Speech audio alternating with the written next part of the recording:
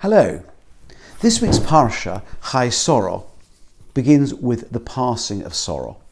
Vayu Chaye Soro meo shono ve'esrim shono ve'sheva shonim shnei Chaye Soro. And the lifespan of Soro was 100 years, 20 years and 7 years. The years of the lifespan of Soro. Thomas Soro b'Kiryas Arba hi Chevron beretz Canaan. And Soro died in Kiryas Arba, which is Chevron in the land of Canaan. Vayovoy Avraham lispoila Soro v'livkoi. And Avram came to eulogize Soro and to cry for her. At a simple level, basic reading, there's no particular reason to assume that this text follows directly from the previous stories of Rivka and the Akeidah.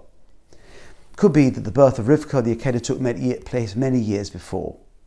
But it's well known that the rabbis are very keen to link the two stories. I believe the link is caused by the phrase Vayovoy Avraham. Avraham came. Where did he come from? Since he doesn't say from where, he must have come from the most recent story, and thereby linking the Akeidah to the death of Soro. And there's a midrashic tradition that's taught to every child, which Rashi cites. I'll read a bit of Rashi. Nismacha misas Soro l'Akeidah Yitzchok.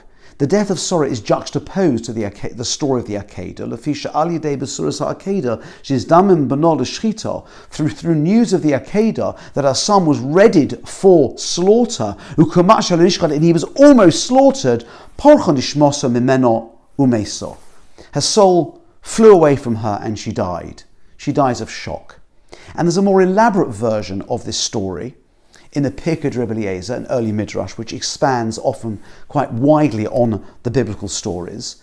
And in this version, Soton, an evil force, comes to Sora in the guise of Yitzchok, perhaps in a dream or in her imagination, and tells his mother all the gory details of the Akeidah, which terribly shock her, and says at the end, if an angel hadn't intervened and stopped me, my father would have slit my throat, and I would be dead right now. And at this moment she dies of shock.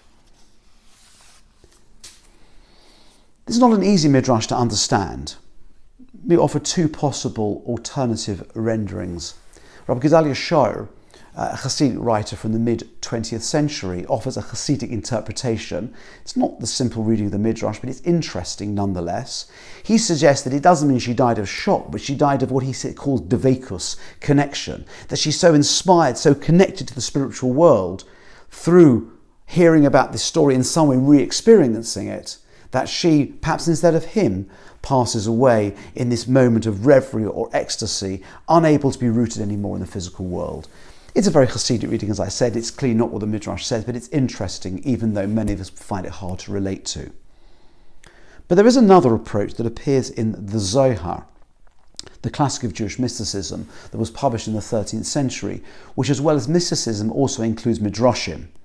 And there's a midrash there in the Zohar, in Bereshis, which examines the laughter at the moment when Sora hears the news that she will have a child in old age, which was recorded in last week's parsha. At the age of 90, someone comes along and tells her she's going to have a child, and Sora laughs.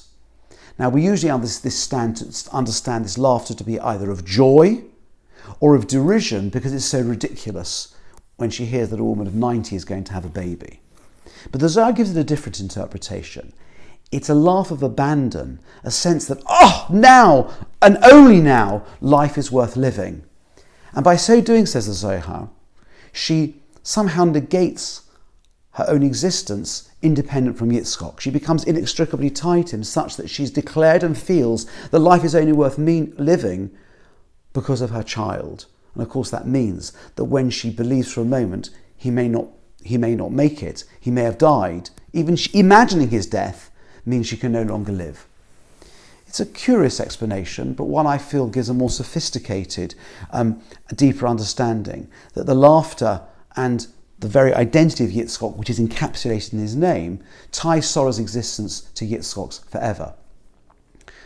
There may be a lesson one can draw from this, which is that the Zohar, this Midrash, is teaching us that even something as painful as childlessness, and the pain for Sora and Avram must have been awful as it is for every family who have suffered from infertility when they so desperately want to have a child, even pain of this sort does not justify tying one's very existence to any external factor. Every moment is a gift from God to be used independently in the best possible way.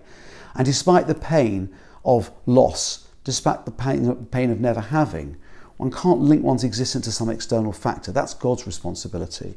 And Sorah, in a difficult way, teaches this message that we're to use every moment of life as an independent opportunity. And if we make the mistake of tying it or connect it to something else, it can have very significant consequences. It's an interesting, perhaps sombering message, and I wish you a good Shabbos, sei gesund and stark.